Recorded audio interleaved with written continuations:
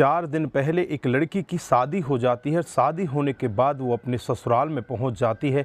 जैसे ही 4 दिन बीतते हैं, उसका प्रेमी उसका भाई बन के उसकी ससुराल में पहुंच जाता है।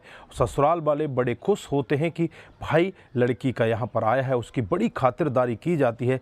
लेकिन अचानक रात को वहाँ पर होता है इतना बड़ा कांड कि आप भी अगर पूरा मामला सुनेंगे तो एक बार के लिए आप दंग रह सकते हैं, आप सोचने के लिए मजबूर हो सकते हैं। आइए दोस्तों, जानते हैं पूरा मामला क्या था। नमस्कार, जय हिंद। आप देख रहे हैं APH न्यूज़ राहुल रावत के साथ। तो दोस्तों, आज की हकीकत की घटना आपको बताने जा रहा हूं। राजस्थान में एक ज़िला पड़ता है जयपुर, और ये जयपुर की ही हकीकत की घटना है। यहाँ पर टेकचंद नाम का एक व्यक्ति, जिसका एक बेटा होता है, जिसकी उम्र लगभग 27 साल हो जाती है। अब बेटे की शादी नहीं हो पाती। पिता बहुत ही ज़्यादा परेशान होता है। जो भी उसके घर पर उस लड़के को देखने आता है, उसके कलर को देखकर उसे वहीं से वापस ना कहकर चला जाता है। अब पिता बहुत ज़्यादा परेशान हो जाता है। एक दिन का वाक़या होता है, किसी काम से पिता दिल्ली पहुंच जाता है, और दिल्ली जाने के बाद उसकी मुलाकात एक नरेश नाम के व्यक्ति से हो जाती है। और मुलाकात भी उनकी इस कदर बढ़ जाती है, एक दूसरे के साथ अपने सुख दुख की बातें करने लगते हैं। इधर जो टेकचंद होता है, नरेश से कहने लगता है कि भाई मैं बहुत ज़्यादा परेशान हूँ अपने बेटे को लेकर। उसकी उम्र बढ़ती जा रही है, लेकिन उसे कोई लड़की देने वाला ही नहीं। अब जो नरेश होता है वो टेकचंद से कहने लगता है कि इसमें परेशान होने की कोई ज़रूरत नहीं है। मेरी एक भतीजी है जिसकी उम्र लगभग 21 साल है, लेकिन उसके पापा नहीं हैं और हमारे पास धन दौलत भी नहीं है। मेरे पास तो पहले ही 2.5 लाख रुपए का कर्जा है, मुझे कर्जा भी चुकाना है और बेटी की शादी भी करनी है। दोनों कामों को मैं कैसे करूं? उसके लिए वो अपनी आंखों में आंसू भर लाता है। आंसू को देखकर जो टेकचंद होता है वो कहने लगता है कि तुम्हें घबराने की ज़रूरत नहीं है, तुम्हारे कर्जे के पैसे भी दे दिए जाएंगे और तुम्हारी भतीजी को मैं अपने बेटे के लिए लेकर जाता हूं।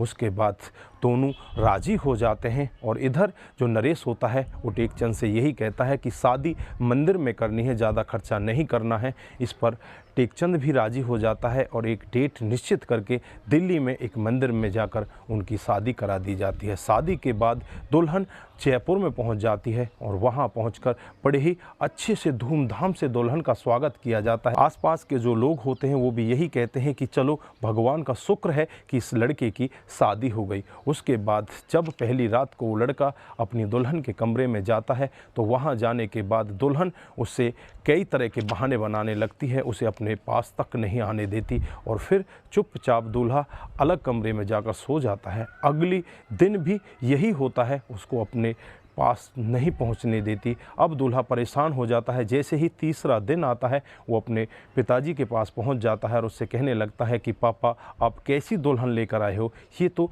मुझे अपने पास तक भी आने नहीं देती। इस पर पापा उससे कहता है कि बेटा परेशान होने की ज़रूरत नहीं है, ये नई नई है, अभी एडजस्ट होने में थोड़ा टाइम लगेगा, थोड़ा सब्र कर, उसके बाद सब कुछ ठीक हो जाएगा। उसके बाद जैसे ही अगला दिन आता है तो उनके घर में 2 मेहमान आ जाते हैं। एक का नाम होता है राहुल, उम्र होती है 23 साल, और एक लड़की उसके साथ में होती है जिसका नाम पूजा होता है, उम्र होती है 22 साल। राहुल अपने आप को उस दुल्हन का भाई बताता है। दुल्हन का नाम स्वाति होता है, उम्र 21 साल होती है, और जो लड़की पूजा होती है वो उसको अपनी बहन बताती है। दोनों की बड़ी अच्छे से खातिरदारी की जाती है। खातिरदारी कराकर उन्हें रात को सुला दिया जाता है। लेकिन रात को अचानक वो एक ऐसा कांड कर जाते हैं, जो घर के अंदर सारे जेवरात होते हैं, जो पैसे होते हैं, क्योंकि शादी ब्याह का घर होता है, शादी ब्याह के घर में बहुत सारे पैसे होते हैं, बहुत सारे जेवरात होते हैं, उन सबको इकट्ठा करके वो रात को ही वहाँ से फरार हो जाते हैं। जैसे ही सुबह घर वालों की आंखें खुलती हैं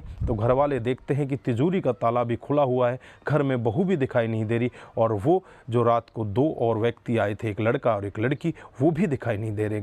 घर वाले बहुत ही ज़्यादा परेशान हो जाते हैं। परेशान होकर नज़दीकी पुलिस स्टेशन में पहुँच जाते हैं और वहाँ जाकर सारा मामला बताते हैं। पुलिस तुरंत ही एक्शन मोड में आती है और एक्शन मोड में आने के बाद तुरंत ही नाकाबंदी की जाती है और एक चौकी से उन तीनों को गिरफ्तार कर लिया जाता है। पुलिस पूछताछ करती है तो वो तीनों यही बताते हैं कि साहब हमारा तो ये गिरोह है, हमारा यही काम है, हम इसी तरह से लोगों को फंसाते हैं और फंसा कर उनसे इसी तरह से पैसे इकट्ठा करते हैं। उनके घर में पहुंच जाते हैं और वहां से रात को जेवरात और जो भी नकदी होती है उन सब को लेकर वहाँ से इसी तरह से फरार हो जाते हैं।